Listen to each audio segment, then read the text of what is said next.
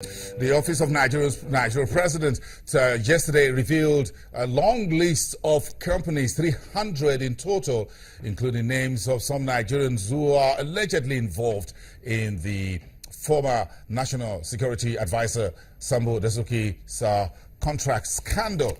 Quite a scandalous one if you read today's newspapers. So you may get the hands of one of the dailies, I'm sure, is publishing a number of them. Look at those names and perhaps there'll be more revelations. According to the media, about 41 billion naira will be refunded by some of these organizations, corporate organizations to be precise, and EFCC, that's the anti-graft agency, pursuing additional 75 billion perhaps to be recovered. So the key question, what happened? Well, what has happened to good corporate governance? Is the private sector and the companies there partners in crime? Jim Obaze, the Chief Executive Officer at Financial Reporting Council, joining us live. Good morning. Thank you very much, Mr. Obaze. We appreciate your time. So that's the question for you. Is the private sector a partner in crime? Well, yes and no, though. The fact is, the private sector and the public sector, they are supposed to be properly governed and properly accountable. That's why we're bringing out the National Code of Good Corporate Governance that is rather statutory rather than what they call, if not, why not, or comply or explain. What does the current anti-corruption, what has it revealed as far as the state of corporate governance is concerned from the public sector, from the public space?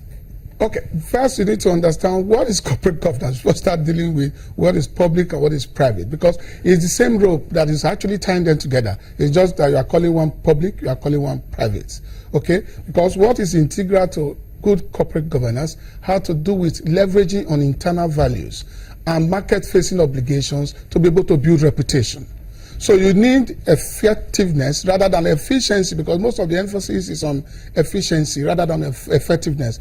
Effectiveness means doing the right task, which looks at the goal orientation. Okay?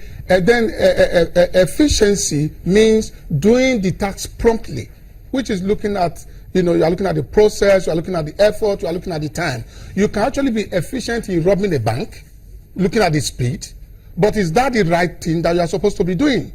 Okay, so that one is if you can rob the bank early enough, which is what most of these names we are talking about is all about now, because there is nobody's looking at their values, they are not looking at their effectiveness.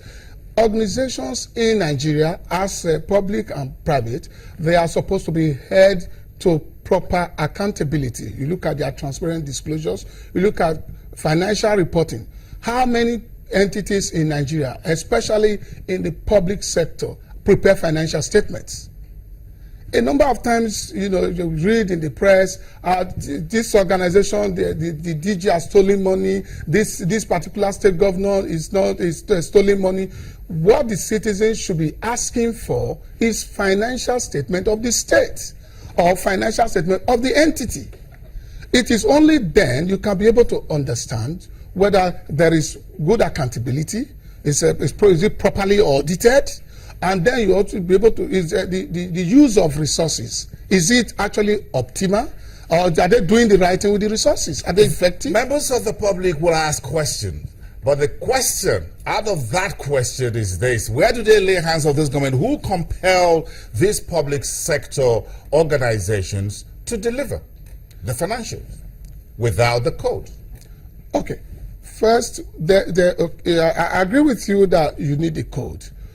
Institutions that have what we call financial reporting obligations and supervisory powers in those areas, although they didn't have any of their legislation, they immediately move in. You see the central bank issued a code, you see National Insurance Commission, Securities and Exchange Commission, and then you see even the NCC recently published a code as well. That, to my mind, vindicates the fact that there is need for a national code. That is why this is coming up. In the FRC Act Section 50 or provides for a national code, which is what we are bringing out this year. But we needed it to be all embracing, and everyone should have a part in it. Where is the new code? I was just about to ask the question you just asking. Where is the new code? You've been at this for a number of years. It looks like it's still on the drawing board. Yes, the code is at its final stages. Some persons went to court and said we should not we should not come up with any code of corporate governance that will compel them to be transparent. And some non-for-profit went to court. By the way, just yesterday, Honorable Justice Buba dismissed one of those cases and said that it is an abuse of court process because this is a statutory body and coming up with a national code that we help prepare proper accountability and good governance in Nigeria. There are so many other codes. The central bank just released an exposure draft of its own. So, I need to correct that. The central bank did not release an exposure. The media puts up a number of parking around it. The central bank said, we believe that the comments that we made during the last public hearing on the National Code of Corporate Governance to be issued by the Financial Reporting Council, that all their queries or their worries were not properly situated in the draft code. And since the code is about being finalized, they encourage banks to come with their own comments on the same draft, and all of them we'll be able to discuss it and then come to FROC and say, look, we believe that these areas, we have strong reasons why you should incorporate this and you should incorporate that. That is what they put on their website. But I read all manners of things, FROC and Central Bank again. Central Bank have released a code. Central Bank did not release any code. I'm going to ask you about the President Buhari's anti-corruption campaign. Would you classify it as good governance exercise? Thank you. It seems you want me to lose my job. Now, the thing is, let me talk to you on the words of the president of IFAC. She spoke in Paris on the 16th of March, just in 2016. She said, transparent, consistent, and robust anti-bribery and corruption measures must apply equally across both public and private sectors. Given the vast sum channeled through government, effective public sector financial management is vital to a global solution. What she was now ending was that citizens need both sectors, with private and public, to provide transparent disclosures, again transparency disclosures, and implement effective internal controls that are critical to good governance and to holding officials accountable. Two things you draw out of there. President Buhari is sitting on strategic decision. He is not in charge of operation or tactical decision. You have all manners of director generals, heads of government institutions. They are sitting on tactical decisions. Then you have public sector workers. They are the operators.